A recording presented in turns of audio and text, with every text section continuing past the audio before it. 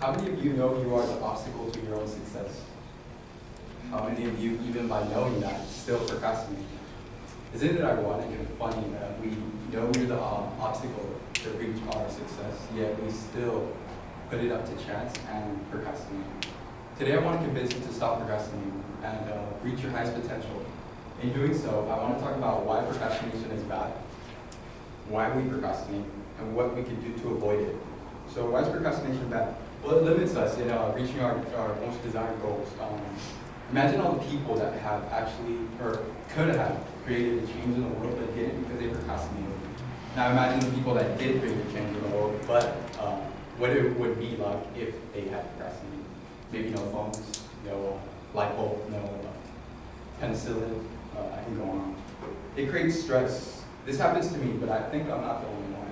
When I know I have to do something, but I put it off to take a nap, to relax before starting the task, and then when I'm taking the nap, I can't really relax because of the anxiety I have of thinking that I have to go and do it, especially if the task is due that day or the next day, which defeats even the purpose of trying to take a nap to relax.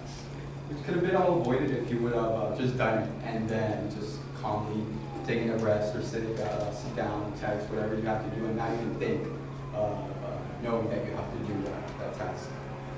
Matthew Robin, professor at behavioral economics at Harvard, says, "We die young because we procrastinate, in quitting smoking, starting a diet, or scheduling a medical checkup." And it makes sense. Imagine all the people that have claimed to have sharp pain, but they never go around and going to a doctor because they don't have time.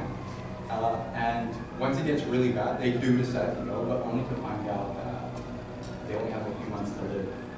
It can be kind of scary what procrastination can do to us if we allow it to. So I guess it's safe to say that procrastination can be deadly. Now I would like to give you some reasons why we procrastinate. Here's what Dr. Richard Scruggs states on an article on brain function. He says, most research, wait, hold on, let me tell you, shut up. On psychological procrastination.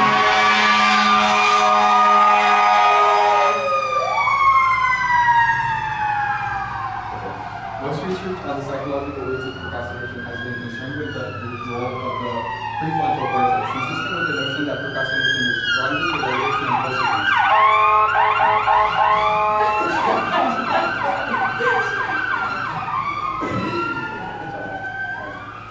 This area of the brain is responsible for executive brain functions such as planning, impulse control, and attention, and acts as a filter by decreasing distracting stimuli from other brain regions. Damage or low activation in this area can reduce an individual's ability to filter out distracting stimuli, ultimately resulting in a poor organization, a loss of attention, and increased procrastination. Yeah, well, there is too much distraction in a world full of temptation. I mean, we got Facebook, YouTube, Vine, Snapchat, Instagram. We all know that a 5-minute break to check a Facebook notification can take 2 hours if we take the wrong route to the internet. So it's costly distractions that inhibit discipline and promote negative attitudes, which make us procrastinate and elicit procrastination. Insecurity is a big fuel to our procrastination. Insecurity makes us doubt our abilities in actually knowing that we can achieve our goal. It makes us doubt how good we could achieve it, because we start doubting what we can achieve when insecurity prompts doubt on our abilities, making us insecure of our own potential and fearful of the possibility of failure, especially if we have no clue of how to start the task. But don't worry, there's ways to avoid procrastination. To avoid getting fooled by our insecurity, we must fool insecurity. We can do that by planning and practicing the process of a particular task in our heads before even starting it. So once we decide to actually begin, it will be easier to carry out, and therefore avoid the fear of not knowing how to begin, since we fool ourselves into believing we have done it in the past, says Vic Nithy, a psychology student who gave a TED Talk on procrastination. Another way to avoid procrastination is just plan time. If you know you have something due, well, do it ahead of time. And another way could be plan and anticipate distractions. If you know you're procrastinating, put your phone away, turn it off, put it in a different room, put it in your car, throw it out the window, I don't know, be creative. Finally just do it, get it over with. And if you know, or rather you fear not doing your best, well, if you start ahead of time, you'll probably you'll have a better chance to fix any mistakes because you have time, rather than waiting last minute and not being able to fix any errors. In conclusion, today I've addressed why procrastination is bad, reasons why we procrastinate, and ways to avoid it. In doing so, I hope I have convinced you to stop procrastinating or reduce it. And remember, procrastination can be deadly, and if that's not enough, well, good luck. Thank you.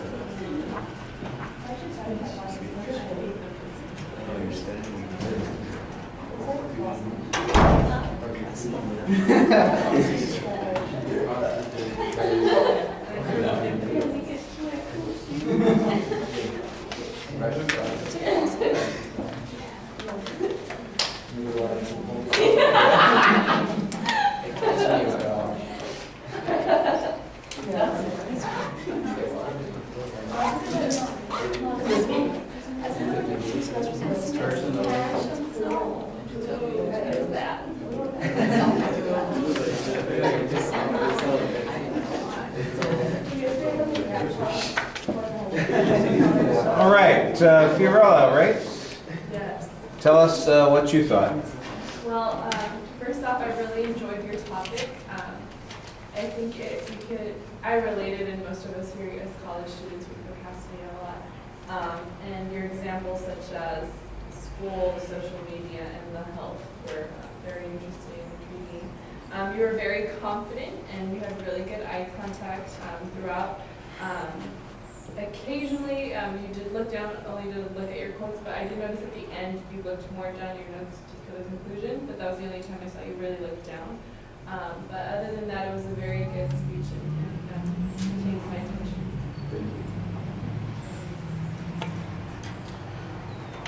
All right, I'm going to agree with a couple of things, and I'm also going to disagree with a couple of things. So let's start with the points of agreement. I think it's a reasonable topic for this audience, so that works.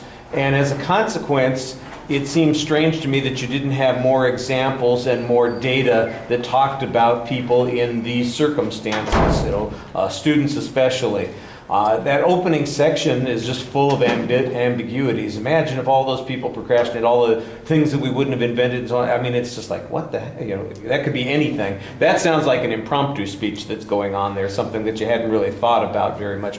And the truth is that you have got some data in the speech here. You've got some quotes and you've got some examples that you want to point to. And I think that those are the strength of the speech, where you do get to the point where you were talking about something that seems a lot more substantive.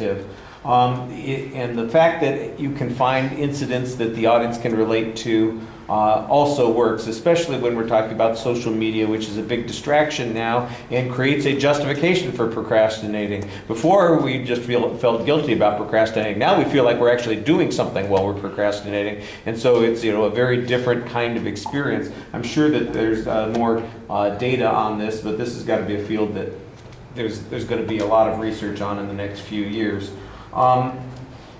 I'm going to disagree a little bit with the delivery assessment of Fiorella. I think that you have a couple of, first of all, I thought you coped with the siren thing reasonably well. Let's face it, that got really damn loud twice, So sometimes you just need to pause and wait and let it go on. And, I think it took a little while for you to decide that's what you were going to do. It's just, let me hesitate for just a second. We had to wait until it got really piercing before you stopped. And it might have made sense for you to pause a little bit before that. What's odd to me is that after that, you drop your voice. Once the sirens disappear, it's like you go back to being really quiet again instead of projecting your voice more, which seemed strange. You're looking down a lot. You've got notes in your hands. That's distracting. I don't think you're going to be able to see your whole self when you're up here because I try to focus it in enough so it's primarily the top half of your body and everything.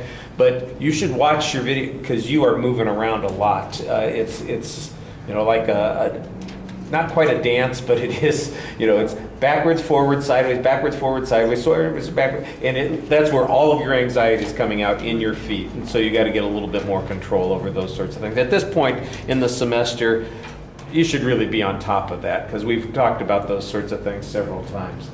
Okay, thank you.